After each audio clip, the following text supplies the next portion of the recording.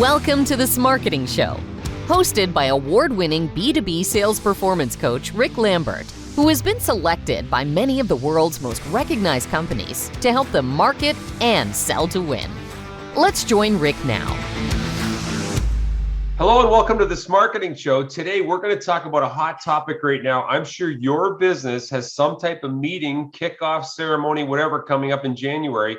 And Melissa, who heads up our virtual event business, is with us today to talk about 5 virtual event blunders we see all the time. Is that fair to say, Melissa? That's very fair to say. And we're going to talk about what we see and how basically to avoid them. Now, look, when COVID hit, we offer live events, me as a speaker, and we've done over 1,000 paid events. What we tried to do is take the live event experience and bring it into a virtual setting. Now, not everything can be done, but we've really amazed, I think, a lot of people, Melissa, with what you've done, and we'll talk about that today.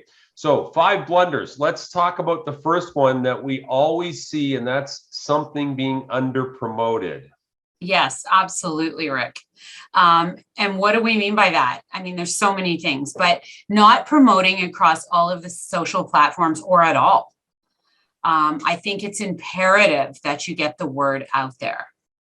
Not arming salespeople or employees with tools to market it, and then give them a quota. Not doing any paid advertising. Not using free valuable resources. Let me give a plug for Eventbrite. It's a free tool. Not showcased on your website, or using sponsors or connectors, people that can get the word out there for you. Target audience. Have you got that defined? Who should attend? And are you putting that on your social platforms to say, hey, we're going after C-levels, or we're going after sales managers, or whatever your target is? And then, coupled in that is poor attendance, right? But the good news is don't get caught up in how many people attend it. If you record it, you can give it to your sales folks to send the link out to their prospects or current customers that missed it, or you can put it on the website for the non-attendees. So true. We're doing an event for a real estate organization in January, and one of the concerns was, hey, what if nobody shows up? And Exactly. Originally, by the way, this gentleman was thinking of a live event, but when we talked about the scale potential of virtual, some people are still a little antsy about being in person, depending on where you are.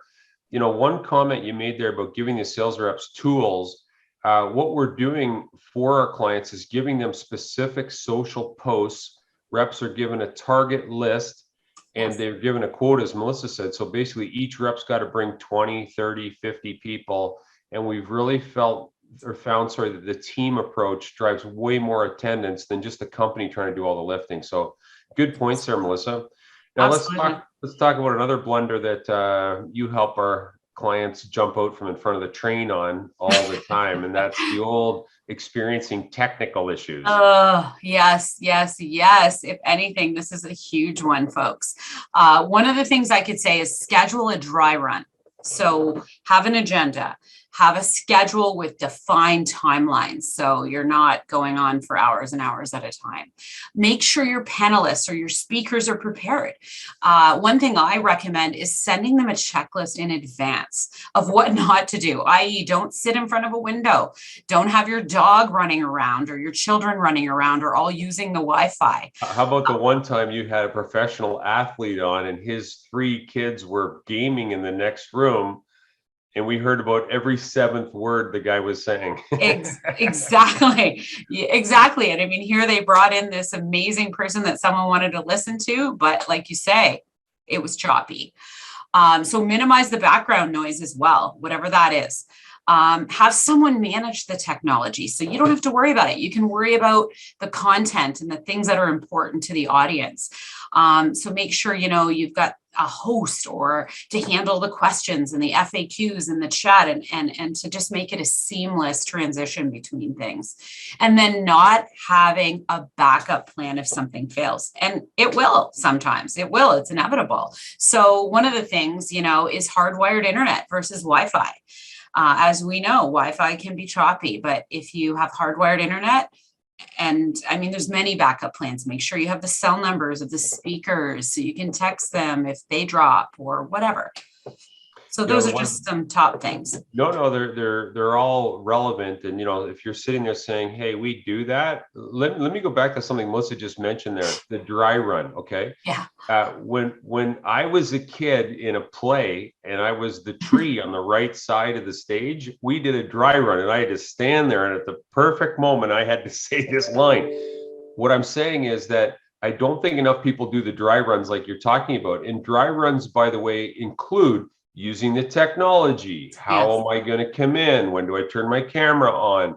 Am I comfortable with the platform? How many times you folks watching right now, you've gone on and you're not used to Teams or you're not used to Zoom or whatever, and you're flustered if it's the first time. And the other thing that I think you do really well in your dry runs, Melissa, is you have timelines. So everybody knows I'm going to talk for 15. He's on for 5. She's on for 30. And I think your hosting ability, almost like a game show host, make sure you hit the commercials and you wrap this guy up. And sometimes when it's an internal person, it's difficult to kind of herd the cattle along. So anyway, technical issues, great tip, by the way, on the hardwired internet. What about the other blunder that we see all the time?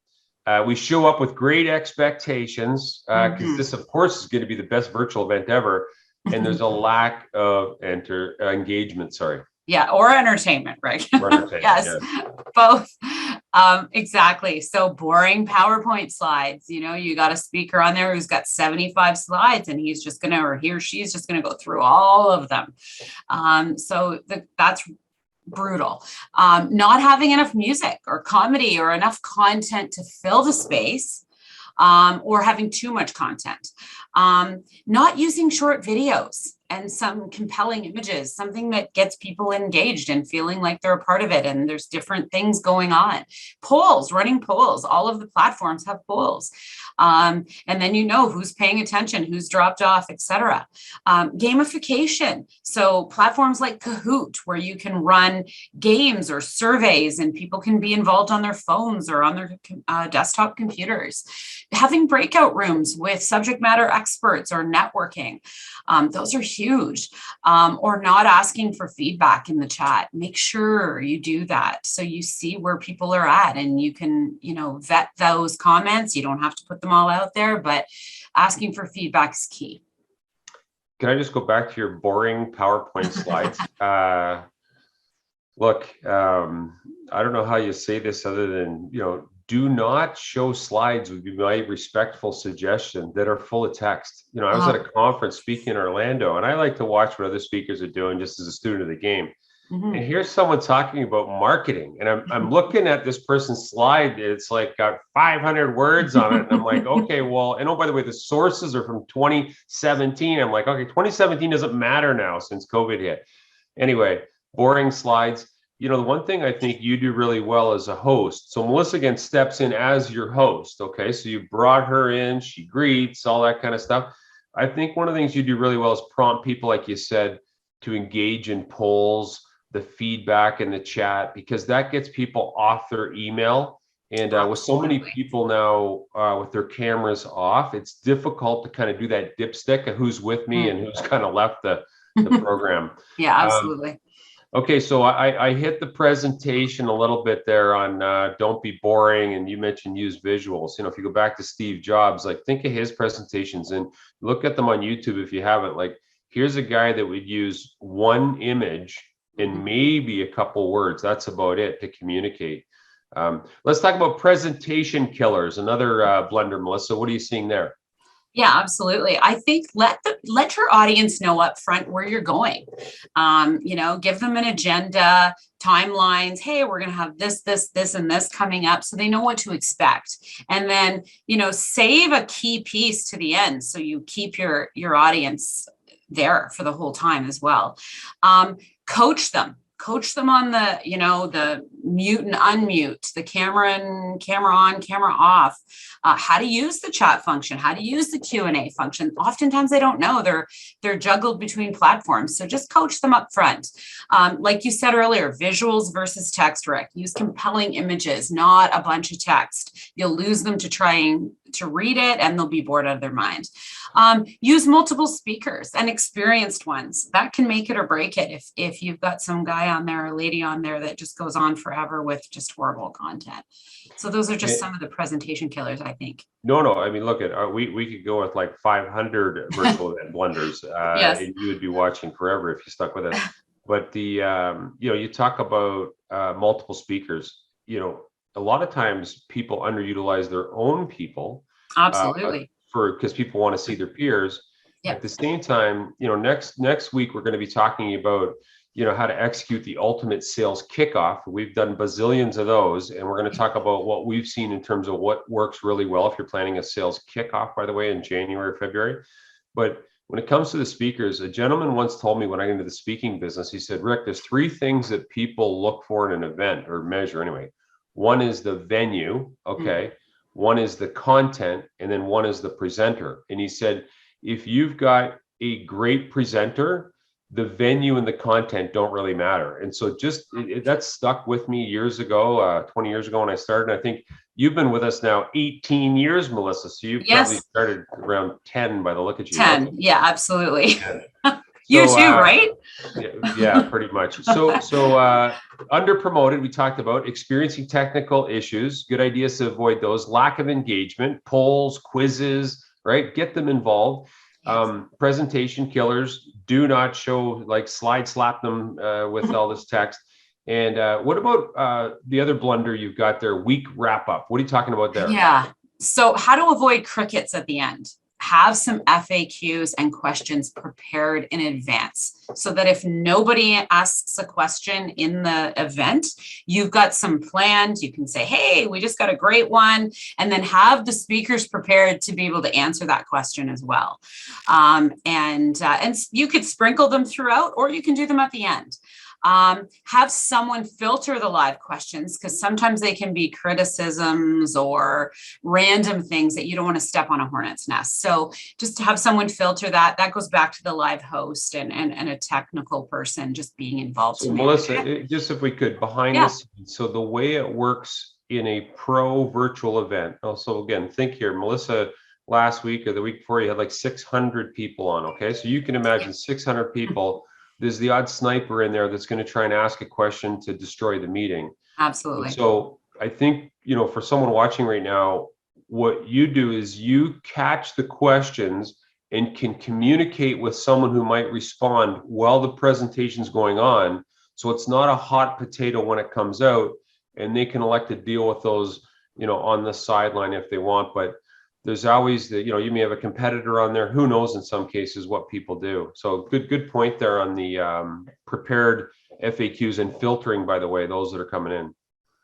Yeah, for sure. Another thing, Rick, is a weak call to action. There needs to be some call to action. And then following that, a survey. So a lot of these. Thank you for joining us today would not be a good call to action? Absolutely not. You want to retain these people. You want to be able to follow up with them and have some conversations. So have them do something or send them something or whatever that looks like, but just have a call to action. Have a survey, ask them questions as they leave. And you can make it, in a lot of the platforms, you can make it mandatory, and you don't want to 20 question survey, just something quick that gets you the information that you want, i.e. email address, first and last name. You'll already have that likely from registration, but I always say just have that at the end as well. Just some key things you want to get. And then a follow-up campaign, whatever that looks like a drip email campaign, social campaign, whatever that looks like, make sure there's some sort of follow-up. So, okay. So, we've been to so many virtual events ourselves since this pandemic, and we'll be to many more. And by the way, if you're thinking to yourself, hey, sounds interesting, but we're back on the live event channel, I think a lot of what Melissa's talking about here applies directly to live as well. And we'll talk even more about that next week when we talk about how to run the ultimate sales kickoff. But now, Melissa, any closing thoughts on suggestions you think someone should think about as they're planning a virtual meeting? Because you're doing a lot of them. Yeah, absolutely, Rick. I think for sure, plan. If you don't plan it, it isn't going to happen right. And get those checklists going. I know it sounds, daunting, but have a checklist, have a plan, know your objectives. And again, follow these 5 tips. Seriously, I've done a lot of them, and you can just avoid a lot of hassle and make sure you have a successful event. Yeah, I mean, if there's one thing we've learned about people running virtual events on their own, like sometimes common sense isn't that common. Absolutely. Having your Rottweiler behind you, like while you're in your muscle shirt in front of a window while your partner mows the lawn. Yes. We've seen it. Okay. Anyway, we have seen it all. Melissa, you made Sarnia, Ontario proud today. Thank you so much for what you do for our team, but even more for our customers. The feedback's been fabulous on your ability to host events, whether they be virtual, live. You've even done hybrid events where half of them are there live and half of them are there virtual. So really appreciate you joining us today and everything you're doing to help our customers make sure their virtual events stand out in a positive way. Thanks for joining us today. Thanks for joining us this marketing show. Thanks for joining us for this episode of This Marketing Show. If you enjoyed today's show, please like, share, and subscribe to get the latest B2B insights to help you market and sell to win.